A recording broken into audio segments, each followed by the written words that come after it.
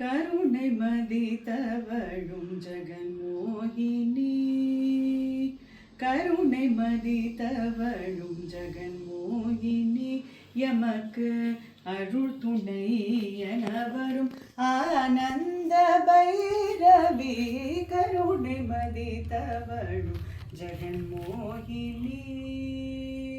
சுருரி வடிவான சுனாத வினோதினி, சுத்தமை ஞானம் தரும் கீழ்வாணி தாயே, கருணை மதித்தவளும் ஜெகன்மோகினி.